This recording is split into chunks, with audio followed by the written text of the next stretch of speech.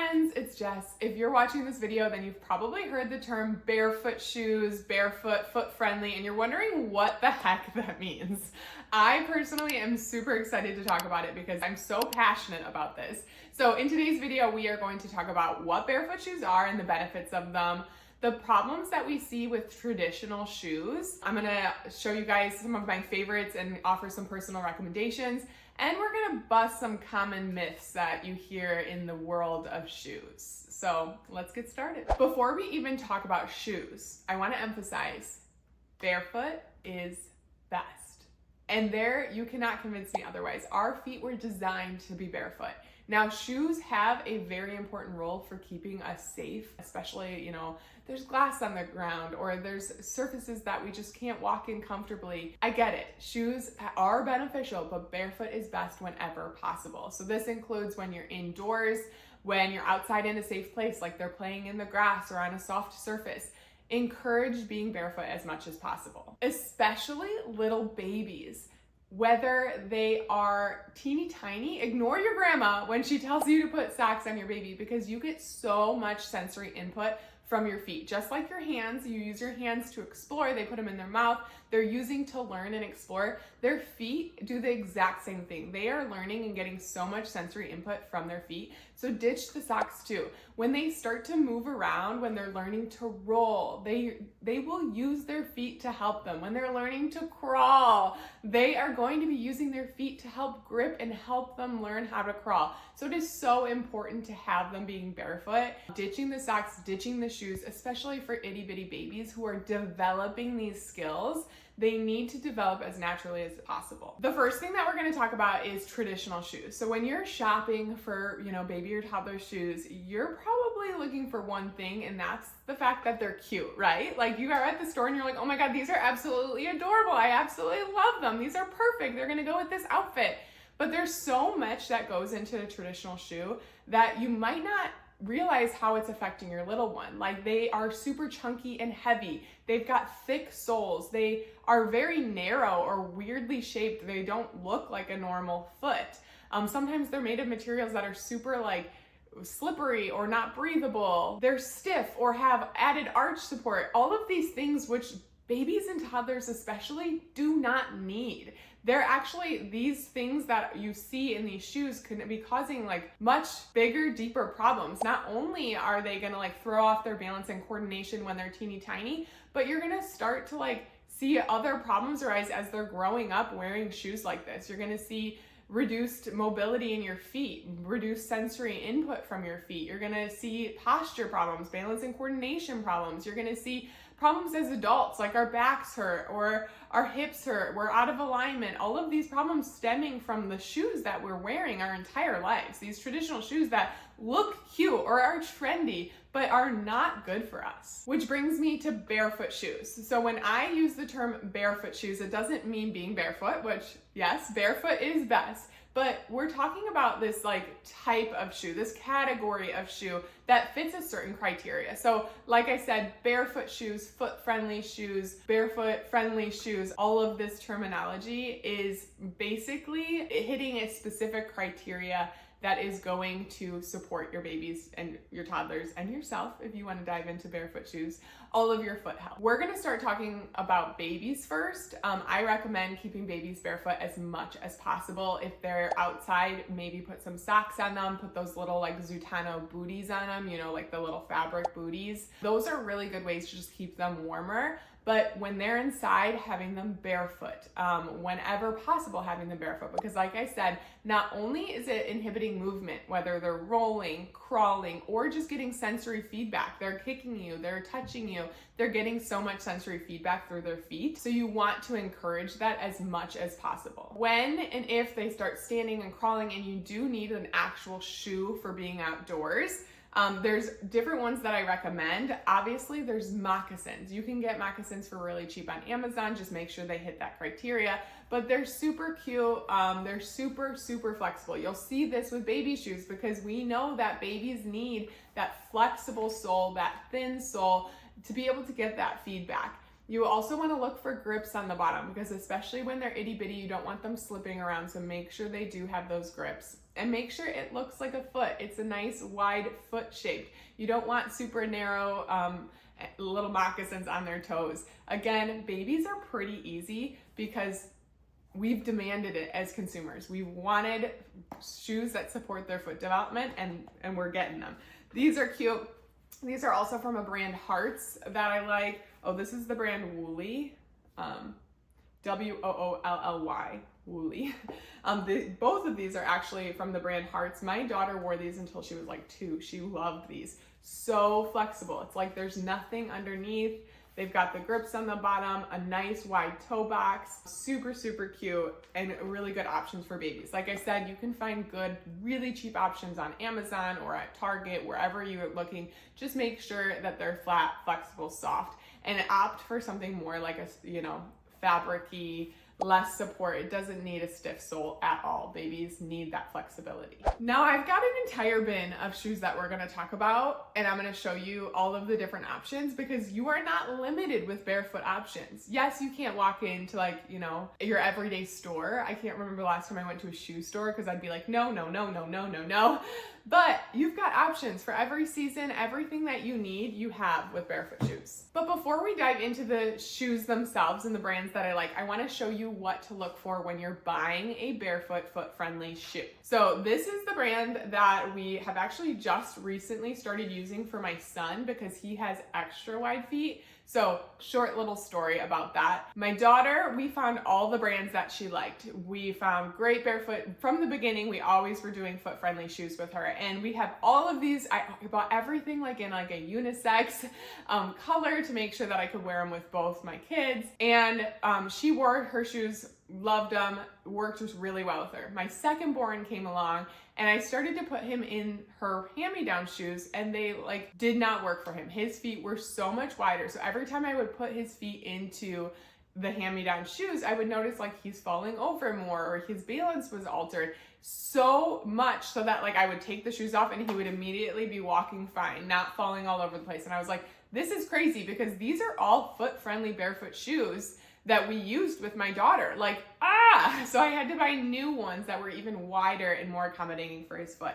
So a really easy way to be able to tell is to take the sole out of the shoe. Whenever you're buying a shoe or trying a shoe on, take the sole out, put it on the ground and put their feet on top of it and either have them stand to put pressure or push their foot down and their toes will naturally splay, they'll spread out.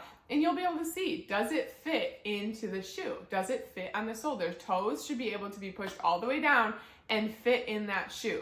That's also how you could find the size really easily. But you wanna make sure that they're fitting in this sole because you don't want their toes being scrunched up inside a shoe. But back to the shoes. So this is the brand that we've been using with my son because they are a nice wide shoe, a nice wide toe box, even wider than some other brands.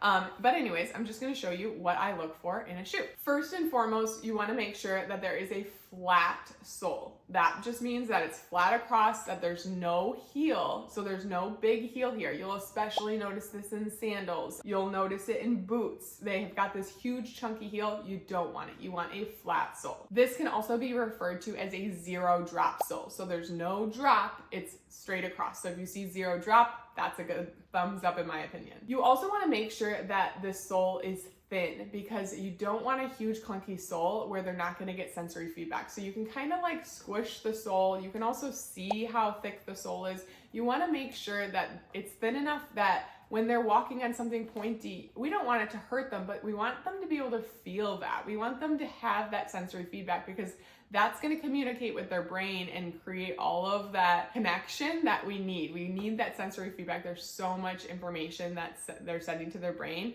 and helping, again, their balance, their coordination, their posture, and their development. Another thing with the sole that you want to make sure is that it's flexible. It should bend in half. It should bend side to side. You should be able to bend it very easily. The only note with that is boots, because they are going to be thicker to keep your kids warm, may not bend as much, but they still should have a lot of give. Your shoe should be fully malleable so that they can move around, they can step on logs, they can step on rocks, they can climb things. They're gonna get the shoe to move with your foot the way that your foot is supposed to move. Next thing you wanna look for is a nice wide toe box. This is so important. I've mentioned it several times already, but your toes are made to splay out. This is how you balance. This is how you grip things.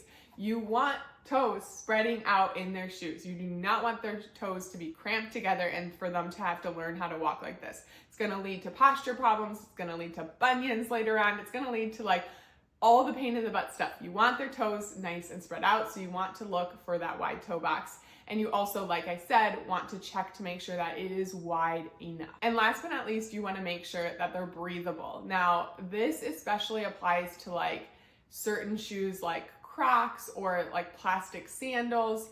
Not only are those not breathable and kind of can be uncomfortable, can cause like blisters and irritation, but they can also cause them to sweat and rub, and that can create an issue with like movement. And it also is usually made of like plastics and materials that you really don't want them soaking up through their feet. So there's a lot of problems with the plastic that I would avoid, and just make sure it is a breathable material so they're not like sweating and causing issues in their shoes. A couple of bonus features that I tend to look for just as a mom for comfort is that it has some type of cushion on the heel to avoid, you know, anything digging in. I also like to make sure that it's got an easy latch that opens nice and wide so that I can pull the tongue down and get those feet in, especially with the itty bitty ones when they're not helpful at all and their toes like crunch in. You want to be able to like really open that toe box to get their feet in very easily. These small differences might not seem like much, but they help so much, especially for babies and toddlers with their developing feet, their developing skeletal systems, postures. They need to have a good shoe option. Okay, so now I'm quickly gonna run through like the different types of shoes just so you can see the different options. I showed you guys the baby shoes already. Then you get into what I call like a first walker or an early walker shoe. These ones they do have a sole, so they're like the baby shoes. They're, you know, very flexible. They hit all of the criteria, but they do have a very thin sole. So when they are starting to move around, their feet are a little bit more protected. This is, again, the brand Woolly, and these are 10 Littles, which is one of my daughter's favorite brands. We haven't been able to use them with our son because while they are still foot-shaped and they have a wide toe box, they're not wide enough for my son. So if you do have like a chubby little foot that you need to find, I wouldn't go with this brand only because they're just not wide enough. But these are great early walkers. And then when you get into like regular tennis shoes, these ones have been our favorite for our son. This is the brand STQ. They're from Amazon. There's also another Amazon brand called Whitin, WHITIN. That's amazing shoes for babies and toddlers and even kids as well. And then 10 Little has the cutest options if these fit for your kids. I absolutely love 10 Little's everyday sneakers. These are the retro sneakers. They come out with so many different sneakers and other shoes as well. They have so many options. I love that brand. Here are a couple other like just all year round options from 10 Little. They've got these ones that are slip-ons. I love slip-ons because you don't have to work with anything. My daughter can put these on herself. And then ballet flats, they have these in a bunch of colors. These are my daughter's favorite shoe. She has pink ones that she's currently like outgrowing, and she has worn them to the point where like her toe is basically like going through the front because she wanted them. She just always wanted to wear them. And I was like, wait, we needed to size up. So we got the next size up for her, and she is obsessed with them. She absolutely loves these. When it comes to sandal options, like I mentioned before, you want to be very mindful of the material. 10 Little does have more of like a plastic crocky material. We have loved these. They're very nice. I love that they're closed toe to protect their feet and make sure that they're still getting the wide toe box and all of that good stuff. These ones are called their Splash Sandals. This is another brand I really like. They're from Amazon. They're called Jane and Joel. These ones are just slip-on, but they're very breathable. They're so nice for the summer because they've got all of the holes in there, but they're still protected. And while I'm thinking about this, it's very important that they're not wearing flip-flops. If you don't know about flip-flops and the damage that they have on our feet, they're horrible. As adults, you shouldn't wear them. As kids, you definitely shouldn't wear them. So avoiding flip-flops or anything that doesn't have a back and making sure that the shoe is securely on them, it goes fully around them, is really important. And then when you're getting into the colder months, you've got boots. Now these are a brand called Wildling. They are incredible. They are like more like what I would feel is like a moccasin, but toddlers, kids, and even adults, they've got these boots for, which are so nice. We love these in like the fall. When it's cold out, we layer them with sheepskin, we layer them with wool socks. Love these. This is a really high quality brand. Another one, this is more like our winter shoe or our winter boot that we use. It's waterproof. This I've tried actually a lot. I think I've tried like all of the Barefoot boot options, and this is the one that I like for both kids. I think it's the best for your money, but also just the best overall. I compared it to like the top leading Barefoot brand, and I thought these boots were hands down better. These ones are from 10 Little. They've got the wide toe box, the flat flexible sole. Like I said, it's not going to be as flexible, but you can see they're still bending. But what I really like about these is that they've got this deep tongue that makes it really easy to get on for the kids. Also has the adjustable drawstring at the top to really secure it and get it nice and tight around their ankle. And they're waterproof and so cozy and warm. And I love these. I love them. I love them. I love them. There are some like more high-end brands out there. I typically opted for, you know, really good quality shoes that are a little bit more affordable because my kids are growing out of them so fast. But if you're looking for like a super high-end Barefoot brand, there's Vivo Barefoot. There is Saguaro, Splay. Another really cute one is Little Love Bug shoes. Theirs are like leather shoes and they're so cute. They're like, I don't know, we had them for my little girl and they were adorable. If you like to shop at Target, there's a brand called Sekai Run. That's a really good option. I actually have compiled an Amazon list full of all of my favorite Barefoot foot-friendly shoes. So I will link that in the description below if you want to check it out. And I'll also link other Barefoot shoes that I have discount codes for. So you can check those out in the description below. All right, so here are a few common myths that we're gonna bust today. Number one is that they need arch support. No, they do not. Your arch develops naturally from being barefoot. That is how our bodies were designed. Barefoot shoes are unsafe. Nope, they're actually probably more arguably safer because they allow you to grip and move naturally and actually feel, and your balance and coordination are improved when you're in barefoot shoes. So they're actually helping keep your kids safer. And last but not least is they'll outgrow them too fast for them to be worth it. Now I mentioned before there are high-end brands, but a lot of these shoes are very comparable in price to what you're gonna find at any shoe store. So I do know that Barefoot shoes used to be incredibly expensive because they were very limited brands and it was a new concept. But now my favorite shoe for my son is from Amazon and it costs $20. And sometimes they're on sale for like $10, which is crazy. So they are affordable and well worth making the extra effort to buy a foot-friendly shoe. So if you take anything away from this video, I hope it's that the shoes that you put your kids in will be the foundation of their balance, their coordination, their development, and their overall posture, their overall health. Like, it is honestly affecting everything. So I hope you realize the importance of choosing shoes that are good for our kids. If you found this video helpful, please give it a thumbs up. Make sure to subscribe to my channel. I love talking about all things motherhood. If you want me to cover another topic, let me know in the comments below. And make sure to share this with a friend of yours, someone who you think might benefit from hearing about what foot-friendly shoes are, or maybe someone you know is curious about them. It helps a lot to spread the word because it's so important. Thanks for watching. I'll see you next time.